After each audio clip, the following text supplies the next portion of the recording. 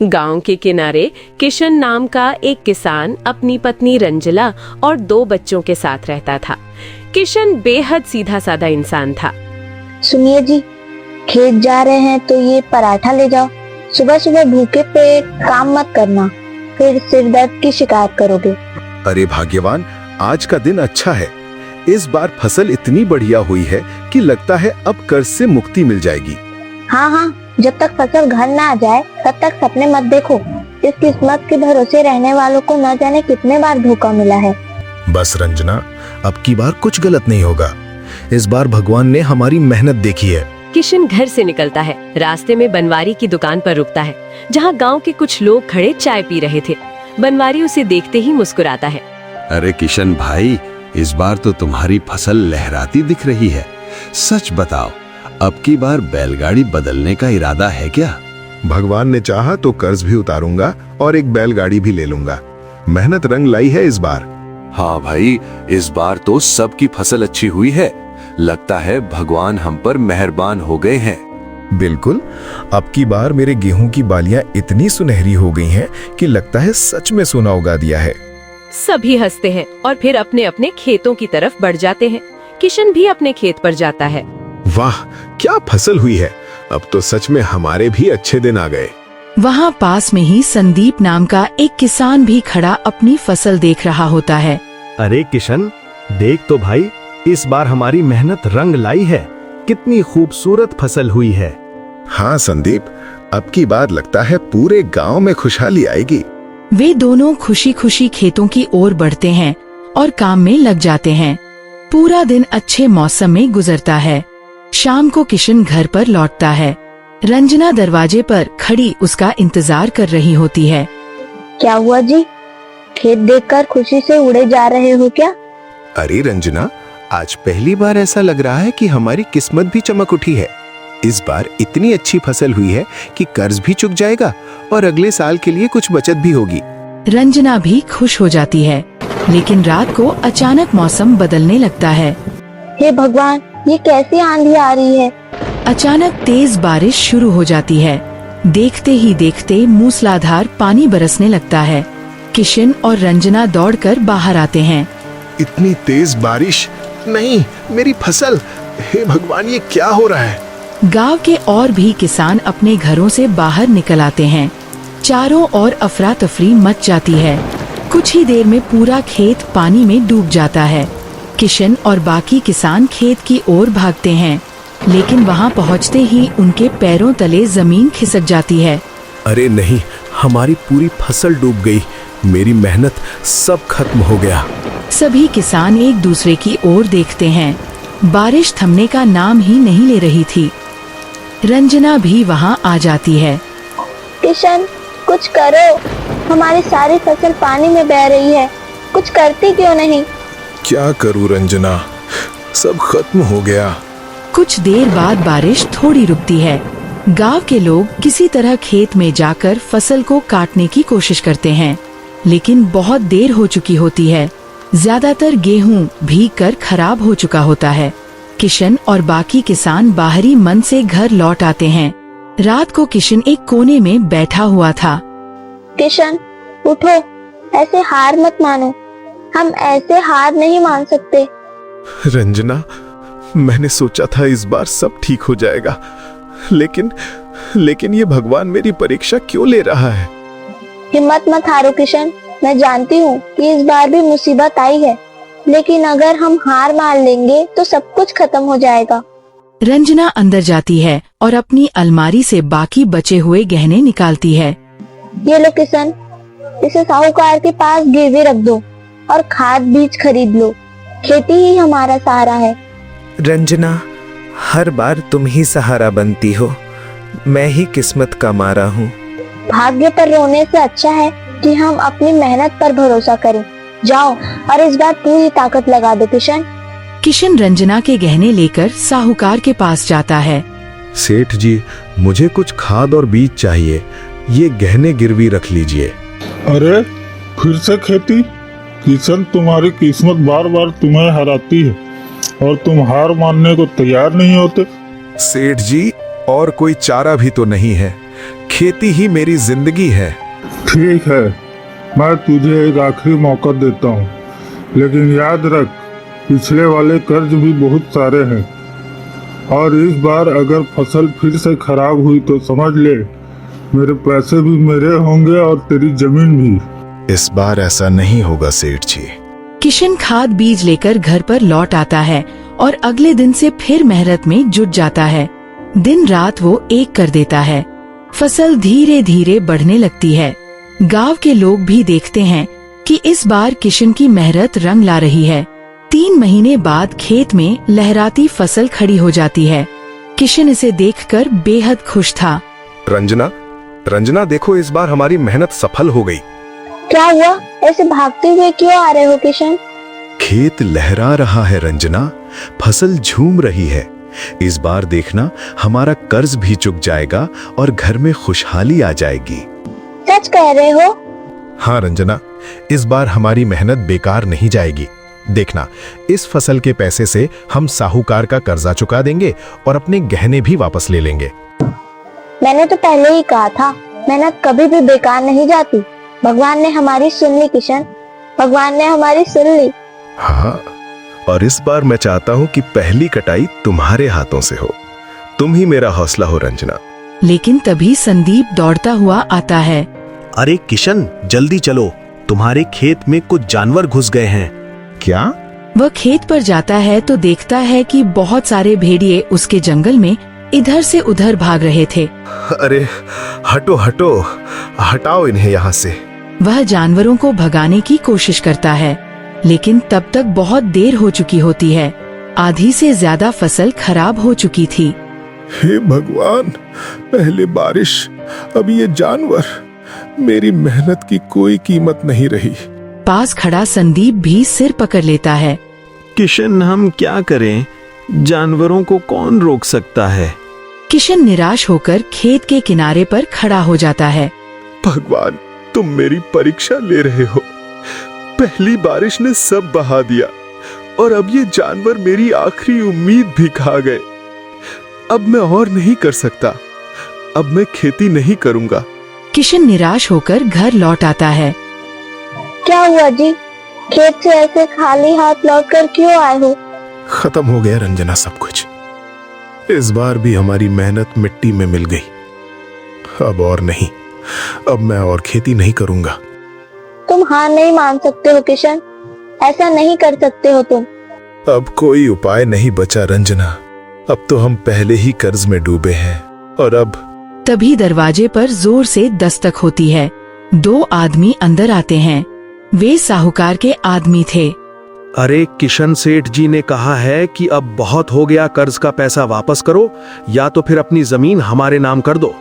नहीं, मुझे कुछ दिन का समय दे दो। बस 2 दिन।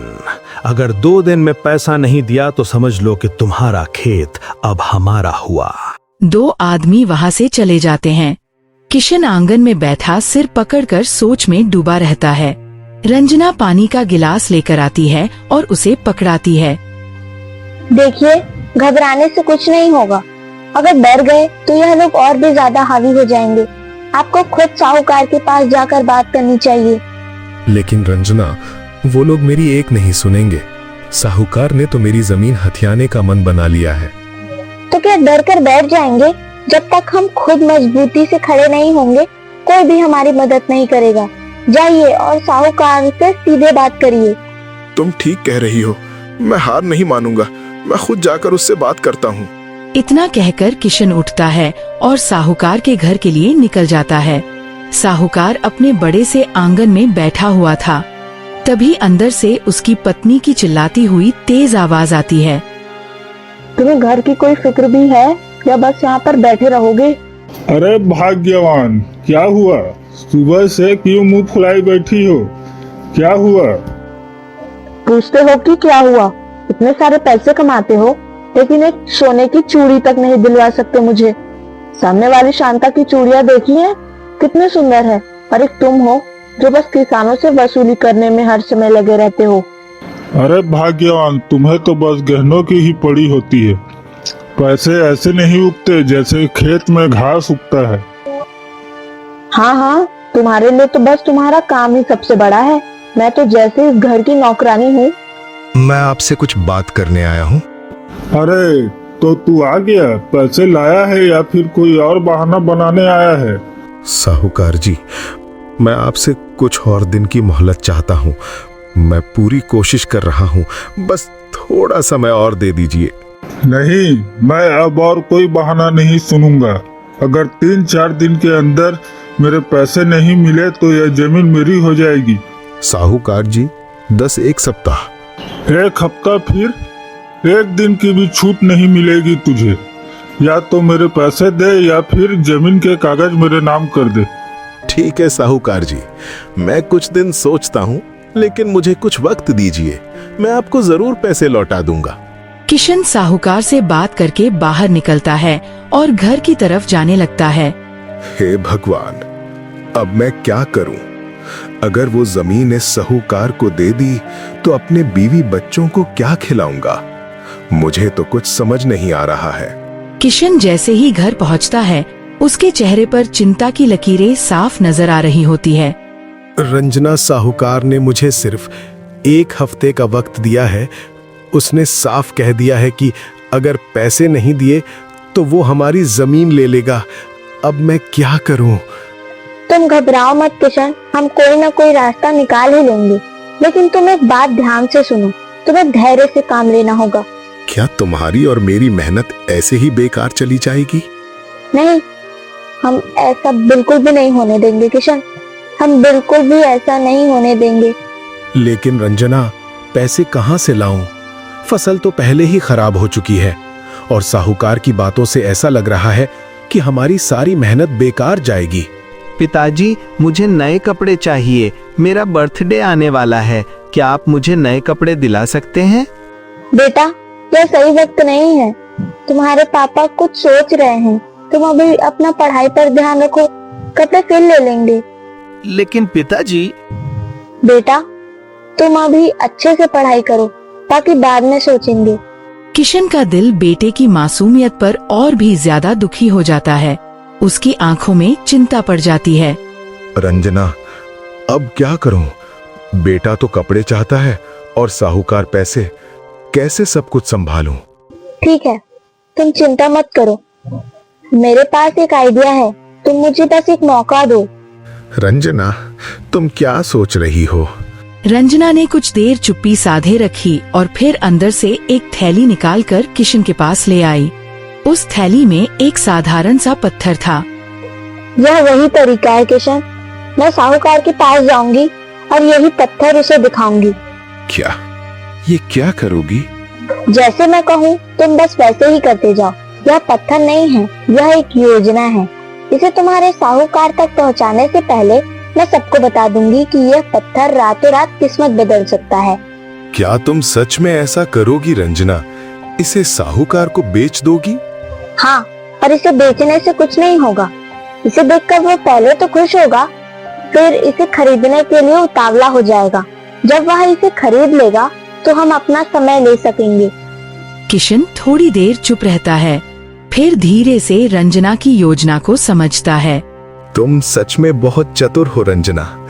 अगर ये काम कर गया तो हम किसी भी मुश्किल से बाहर निकल सकते हैं। ठीक है, तुम आराम करो। अगली सुबह रंजना गांव के कुएं के पास गई, जहां कुछ महिलाएं पानी भर रही थी। अरे, तुमने सुना क्या? हमारे घर में एक चमत्कारी पत्थर मिला है। चमत्कारी पत्थर? चमत्कारी पत्थर कैसा होगा? वही जो रातों रात किस्मत बदल देता है। किशन ने तो खेत में खुदाई के दौरान ये पाया था। कल से हमारी किस्मत तो चमक ही गई है। सच कह रही हो रंजना? ये तो बहुत बड़ी बात है। धीरे धीरे गांव में ये बात आग की तरह फैल गई। कुछ ही देर में लोग चौपाल पर इस अफवाह का चर्चा करने लगे। भाई, अगर ये सच है तो ये पत्थर हमारे गांव की तकदीर बदल सकता है। इस गांव में कितने लोग हैं जो मुश्किलों से जूझ रहे हैं। इस पत्थर से सभी की किस्मत बदल सकती है। हाँ, अगर रंजना के घर में सचमुच ऐसा कोई पत्थर है तो हमें भी इसे देखना चाहिए। इस पत्थर में कुछ खास तो जरूर होगा। अरे भाई, अगर ऐसा पत्थर मिल गया तो मैं तो सबसे पहले साहूकार से कर्ज लेकर अपनी दुकान खोल लूंगा। हाँ, तुम सही कह रहे हो। लेकिन क्या हम सबको ये पत्थर मिल पाएगा? रंजना ने तो कह दिया कि ये खास है, लेकिन क्या पता वो सिर्फ इसे अपनी किस्मत के लिए रखे। अरे तुम्हें क्या लगा ये पत्थर रंजना के घर में रखा रहेगा? हम सब मिलकर ये पत्थर लेकर रहेंगे। देखो, अगर सच में ये पत्थर किस्मत बदलता है तो हम क्यों पीछे रहें? गांव के लोग एक दूसरे से इस नए पत्थर की चर्चा करते हुए धीरे धीरे अपने काम में लग जाते हैं। वही साहूकार की पत्नी गुस्से में कहती है, सुना तुमने गांव में कैसी कैसी बातें हो रही है? क्या हुआ? क्यों चिल्ला रही हो? अरे रंजना के घर कोई जादुई पत्थर मिला है, सुना है, जिससे रातों रात किस्मत बदल जाती है। क्या ये सच है? अरे पूरा गांव इसी बारे में बातें कर रहा है। मुझे तो लगता है कि हमें भी वह पत्थर ले लेना चाहिए।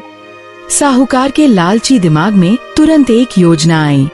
उसने नौकर को आवाज लगाई, ओ रामू, जरा किशन के घर जाकर पता तो लगा, यह मामला क्या है।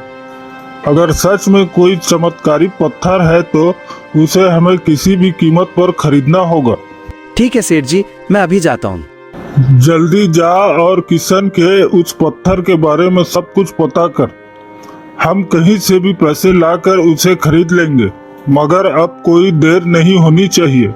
रामू ने सिर झुकाकर साहूकार की बात मान ली और धीरे धीरे गांव की तरफ बढ़ गया।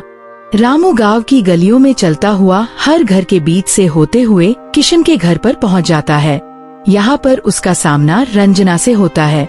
रंजना, ये क्या माजरा है? तुम्हारे घर में सच में कोई चमत्कारी पत्थर है या तुम लोग कोई मजाक कर रहे हो? क्या तुम नहीं जानते हो रामू, हमारे घर में किस्मत का खजाना है। वह पत्थर एक ऐसा आशीर्वाद है जो हमारे परिवार को समृद्ध बनाएगा। तुम भी चाहो तो देख सकते हो, लेकिन इसकी कीमत कम नहीं होगी। मतलब सचमुच? फिर तो साहूकार को ये पत्थर चाहिए होगा, वो किसी भी कीमत पर इसे खरीदने आएगा। मुझे तो फर्क नहीं पड़ता रामू, लेकिन अगर साहूकार चाहता है तो उसे यह पत्थर बहुत बड़ी कीमत पर बेच सकती हूँ, और अगर वह तैयार हो तो तुम्हें क्या लगता है? रामू की आंखों में चमक आ जाती है और वह जल्दी से साहूकार के पास पहुंच जाता है। रास्ते में वह गांव वालों के बीच चर्चा करते हुए जाता है। सुनो सुनो, अगर तुम लोग भी इस पत्थर को देखना चाहते हो तो जल्दी से किशन के घर जाना। साहूकार तो पहले ही इसे खरीदने के लिए तैयारी कर रहा है। सच में? अगर वो इतना खास है तो हमें भी कुछ करना चाहिए। मैं नहीं जानता क्या ये सच है या नहीं, लेकिन अगर ये सच है तो ये हमारे लिए एक सुनहरा मौका हो सकता है। रामू की बातों से गांव में एक हलचल सी मच जाती है। मालिक, सच में ये बात है। पूरा गांव इस चमत्कारी पत्थर के बारे में बात कर रहा है। मैंने खुद देखा, रंजना हमें दिखाने के लिए तैयार थी। सब लोग सोच रहे थे कि अगर ये सच है तो हमारी किस्मत बदल सकती है। क्या तुम पक्के हो रामू? क्या यह पत्थर सचमुच इतना खास है और जैसा रंजना कह रही है? जी हाँ मालिक, रंजना ने कहा है कि ये पत्थर हमारा जीवन बदल सकता है। ये बहुत अच्छा मौका है। मुझे पूरा यकीन है कि इसे अगर सही कीमत पर खरीद लिया जाए तो हमें बड़ा फायदा होगा। बहुत अच्छा। अगर सच में यह पत्थर वाकई इतना खास है तो हमें इसे किसी भी कीमत पर खरीदना होगा। तुम मेरे साथ चलो, हम इसी वक्त किशन के घर चलते हैं। हमें इस पत्थर को हर हाल में लेना है। साहूकार और रामू दोनों किशन के घर की ओर चल पड़ते हैं। रंजना अगर सच में हमें यह पत्थर देती है तो मैं इस पत्थर के साथ अपनी किस्मत बदल लूंगा, पर मुझे ध्यान रखना होगा कि वह ज्यादा कीमत ना ले। अब देखता हूँ रंजना क्या करती है। वे किशन के घर पहुंच जाते हैं। अरे साहूकार जी, आप लोगों को कैसे आना हुआ? और आपको पत्थर देखना है ना? आइए आइए, मैं आपको वो पत्थर दिखा देती हूँ। हाँ हाँ रंजना, हम दोनों यह पत्थर देखना चाहते हैं। अगर सच में यह चमत्कारी है तो हमें इसे किसी भी कीमत पर लेना होगा। रंजना मुस्कुराती है और घर के अंदर जाकर एक कपड़े में लपेटा हुआ पत्थर निकालती है। वहाँ साहूकार को दिखाते हुए कहती है, देखिए साहूकार जी, यह वही पत्थर है जो हमारी किस्मत बदल सकता है। यह एक आशीर्वाद की तरह है। यह तो बहुत खास लगता है, मगर रंजना तुम इसे कितने में दोगी? साहूकार जी, यह पत्थर बहुत ही कीमती है और मैं इसे किसी भी सस्ती कीमत पर नहीं दे सकती, लेकिन अगर आप चाहे तो यह पत्थर आपके पास आ सकता है। आप इस पत्थर को खरीदने के लिए तैयार हैं तो मैं आपको सही सही कीमत बता देती हूँ। हाँ हाँ, मुझे चाहिए। तुम्हारी सही कीमत क्या है रंजना? हम इसे हर हाल में खरीदने को तैयार हैं। ठीक है, बस मुझे कुछ और नहीं चाहिए, मुझे मेरी जमीन का कागज चाहिए साहूकार जी। यह तो बहुत ज्यादा है। क्या ऐसा कोई पत्थर है जो इतना कीमती हो? साहूकार जी, यह कोई साधारण पत्थर नहीं है। एक बार इसे हाथ में ले लिया तो किस्मत पलट जाती है। मेरी बात पर यकीन करिए, इसे खरीदना आपके लिए फायदेमंद होगा। ठीक है, मुझे मंजूर है। कुछ ही दिनों में साहूकार ने देखा कि वहाँ पत्थर बिल्कुल साधारण था और उसकी किस्मत में कोई भी बदलाव नहीं आया। साहूकार को अब गुस्सा आने लगा था। उसने किशन के घर जाकर उसे घेर लिया। किशन, तुमने मुझे धोखा दिया है। यह पत्थर तो बिल्कुल साधारण था और अब मेरी हालत देखो। साहूकार जी, ये सब आपके लालच का फल है। आपने हमसे कितनी बार पैसे लिए लेकिन कभी भी जमीन का कागज नहीं दिया। आपका ब्याज बढ़ता ही जा रहा था और आप दिन पे दिन और भी ज्यादा लालची होते गए। इसलिए मैंने ये चाल चली ताकि आप सबक सीख सकें। अब सारा हिसाब किताब बराबर हो गया है तो आप यहाँ से जा सकते हैं। अब आप समझेंगे कि लालच का क्या परिणाम होता है। सबक ले लिया ना आपने? शायद अब आपके मन में थोड़ी सी समझ आ गई होगी। किशन, रंजना ने जो किया वो सही था। मेरी गलती थी। मैं तुमसे वादा करता हूँ कि अब से मैं तुम्हारे कर्ज को माफ कर देता हूँ। क्या साहूकार जी, आपने सच में माफ कर दिया? हाँ, अब मैं समझ गया हूँ कि तुमने अपनी मेहनत से सब कुछ किया है। रंजना की चतुराई ने हमें एक सीख दी है। फिर साहूकार वहाँ से चला जाता है। रंजना, तुमने जो किया वो सच में कमाल था। तुमने हमारी मुश्किलों का हल निकाला। किशन, हमारी मेहनत और ईमानदारी से ही सब कुछ हासिल होता है। बस हमेशा यही याद रखना। अब हम दोनों मिलकर फिर से अपनी जिंदगी संवारेंगे और इस बार किसी भी परेशानी का सामना साथ में मिलकर करेंगे। हाँ, अब हम सबसे ताकतवर हैं क्योंकि हमारे पास एक दूसरे का साथ है। और वे दोनों एक साथ खुशी खुशी रहने लगते हैं। वहाँ